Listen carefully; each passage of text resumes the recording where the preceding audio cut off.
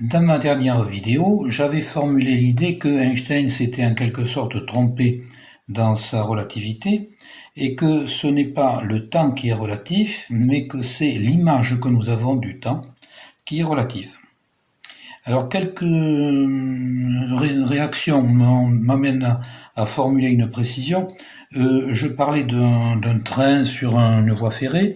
Enfin là, ce n'est pas le train, là c'est la représentation graphique, mais il y avait donc une voie ferrée, il y avait un train, et certains m'ont fait remarquer que je soulignais que le cheminement de la lumière et celui du son était le même.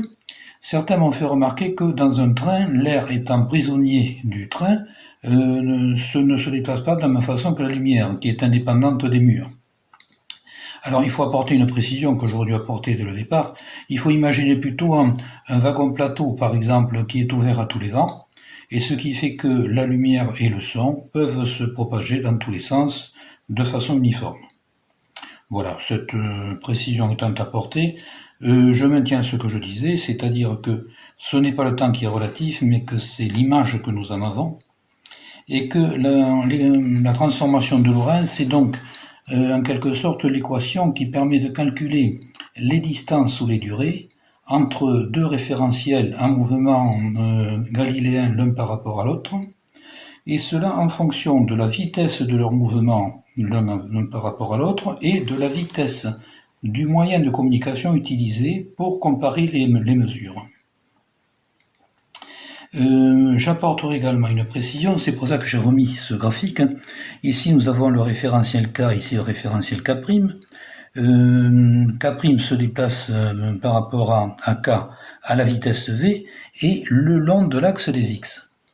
Ce qui veut dire que, pour moi, cette formule ne s'applique que lorsque nous avons un déplacement longitudinal. Contrairement à ce que disait Einstein, parce que dans le petit livre dont je parlais au départ, il disait que ça s'applique dans tous les sens, et que la relativité du temps est uniquement due à la vitesse, quelle que soit sa direction. Là, je ne suis pas tout à fait d'accord, et nous allons en reparler ensuite.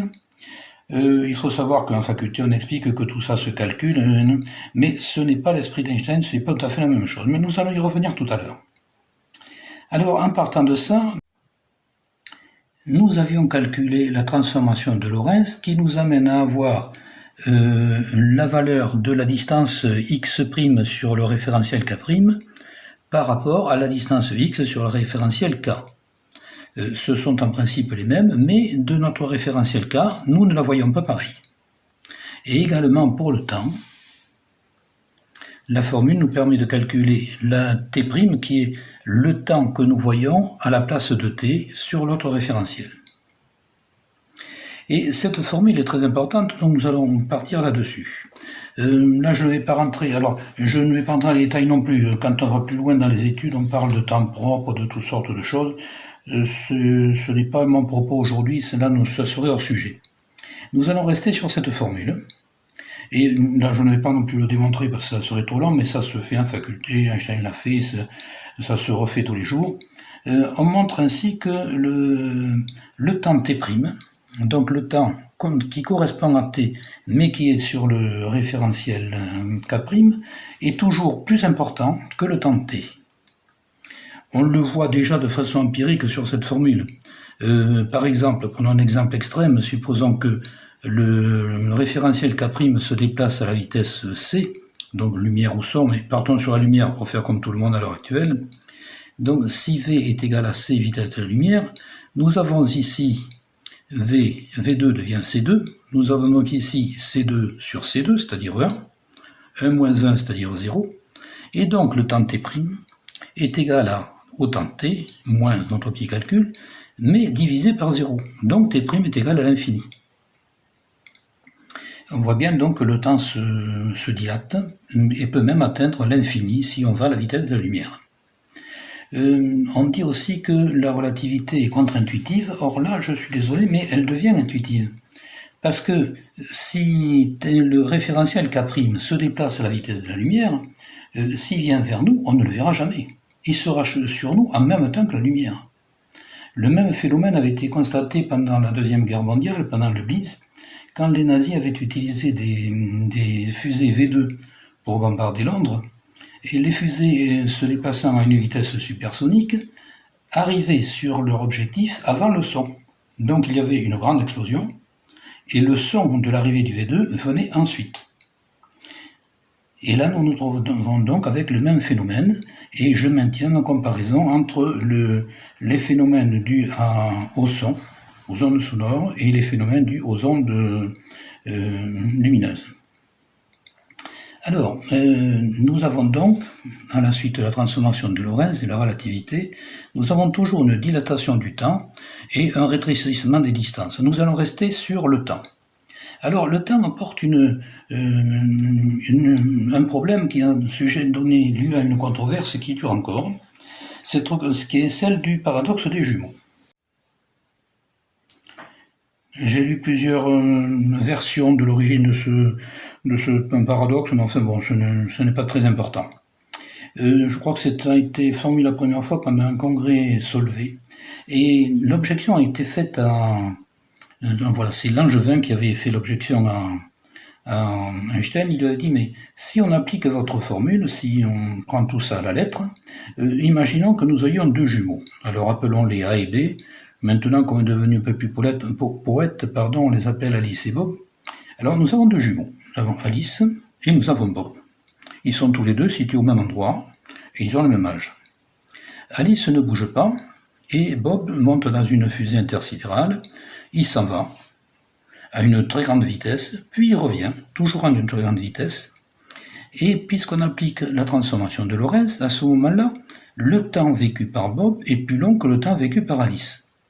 Les minutes, les jours, les heures qui passent durent plus longtemps que ceux d'Alice.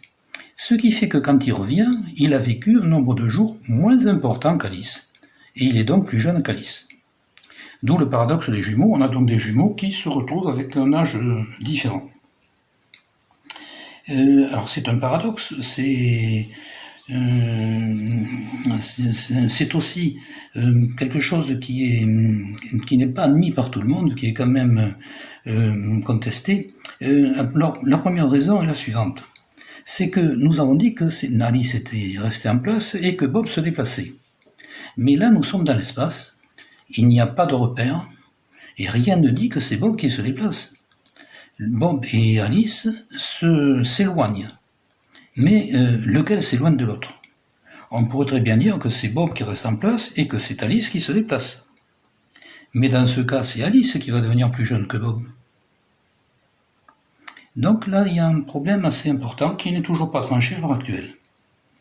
Si on veut être un petit peu plus pointilliste, on peut dire aussi qu'ils s'éloignent l'un de l'autre à la même vitesse, donc la vitesse v divisée par 2, et quand ils reviennent, eh bien, ils ont tous les deux le même âge. Donc il y a effectivement un problème dans cette affaire-là. Vous avez sans doute vu des dessins où on voit deux jumeaux, l'un sur le sol, le deuxième sur un manège qui tourne à très grande vitesse, et celui qui se trouve sur le manège qui tourne à très grande vitesse vieillit moins vite que l'autre. D'où ce que disait Einstein à une époque, que la dilatation du temps est due à la vitesse et s'exerce dans toutes les directions. Puisque là, nous n'avons pas un mouvement uniforme entre Alice et Bob. Nous avons un mouvement circulaire pour l'un des jumeaux.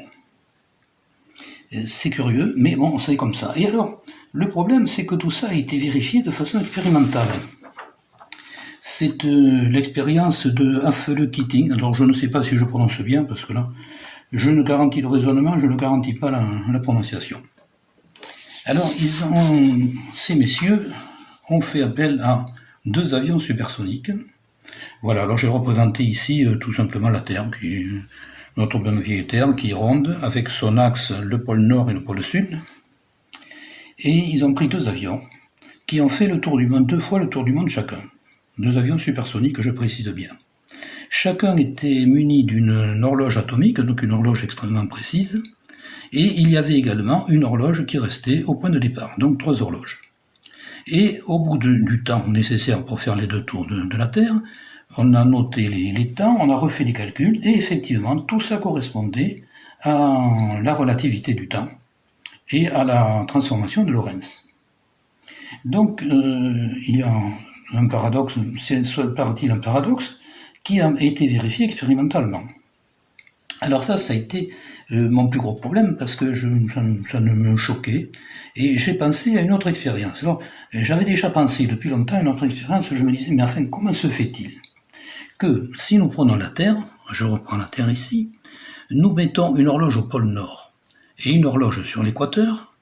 L'horloge sur l'équateur va se déplacer à une vitesse qui est de 40 000 km, c'est-à-dire environ, c'est-à-dire la circonférence du globe terrestre, divisé par 24, donc nous allons avoir aux alentours de 1700 km à l'heure, ce qui est donc une vitesse supersonique. Et nous nous retrouvons dans les mêmes conditions un petit peu que dans l'affaire d'Affeldt-Keating avec les deux avions. Je pense qu'ils volaient un petit peu plus vite que 1700 km/h, mais enfin on va rester là. Ça se voit, on ne va pas pinailler. Les avions volaient aussi à haute altitude, mais ça c'était certainement pour économiser du carburant plutôt qu'autre chose. Si on prend les calculs, si on prend la transformation de Lorentz, on doit se retrouver avec notre horloge sur l'équateur dans les mêmes conditions que l'avion. Et alors là, j'ai pensé à une autre expérience, et c'est ça que je souhaite vous expliquer aujourd'hui, et qui, à mon avis, est quand même quelque chose d'important. Alors nous allons reprendre Alice et Bob, parce que je les aime bien, et puis c'est poète quand même. C'est poétique. Alors nous avons la Terre, notre bonne vieille Terre, nous avons son axe, le pôle Nord, le pôle Sud. Nous allons placer Alice non pas au pôle Nord, mais à quelques kilomètres au sud du pôle Nord, sur un méridien quelconque. Et nous allons placer Bob sur le même méridien, ça c'est très important, mais à l'équateur. Et nous allons aussi les équiper chacun d'une horloge atomique, les mêmes que dans les avions, qui sont des horloges extrêmement précises. Et nous allons mesurer le temps qui va se passer entre les deux. Alors si on se fie à la transformation de Lorentz et à l'expérience d'Affeldt-Keating, l'horloge qui est à côté de Bob va marquer au bout d'un certain temps un temps différent de celle d'Alice. Et ça a été vérifié expérimentalement. On le sait par la théorie et on le sait par la pratique. Donc, en principe, il n'y a pas de doute là-dessus. Et je vais vous proposer autre chose, c'est de revenir un petit peu en arrière et de revenir à l'âge de pierre. À l'âge de pierre, comment mesurait-on le temps? Eh bien, on le mesurait un jour. Et qu'est-ce qu'un jour? C'est ce qui sépare un lever du soleil du suivant.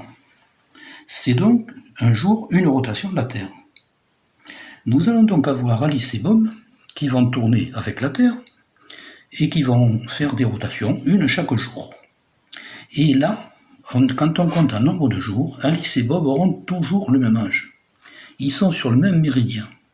Donc ils feront toujours, tous les deux, le tour de la rotation de la Terre en même temps, et ils auront toujours le même âge. Là, on n'est pas pressé par le temps, on peut laisser l'affaire se poursuivre aussi longtemps qu'on voudra. On peut les laisser pendant 2 jours, 2 semaines, 2 mois, 2 ans, 2 siècles. Ils auront toujours exactement le même âge, et le même âge à la seconde près, ou à la milliseconde près, ou au milliardième de seconde près. Ça me semble incontestable. Mais ça nous pose un problème, puisque dans l'expérience qui a été vue, on a vu que l'horloge de Bob n'allait pas indiquer le même temps que l'horloge d'Alice. Donc il va falloir tirer une conclusion de ça. La conclusion que j'en tire, c'est qu'il n'y a pas de paradoxe des jumeaux. Enfin, dans cette affaire-là, je ne vois pas comment on peut contester mon raisonnement et dire qu'il y a un paradoxe des jumeaux. En revanche, il y a un problème avec l'horloge. Donc, je pense que c'est cela qu'il faut étudier. Ça a été un gros travail, parce que j'ai eu du mal à trouver la solution. Alors écoutez, je vous propose de voir ça pendant la prochaine vidéo, qui sera publiée le 20 janvier, c'est-à-dire donc l'année prochaine. En attendant, je vous souhaite de passer de bonnes fêtes, et rassurez-vous, nous arriverons à l'année prochaine, le même jour, à la même heure et la même minute, quelle que soit l'horloge que nous utiliserons.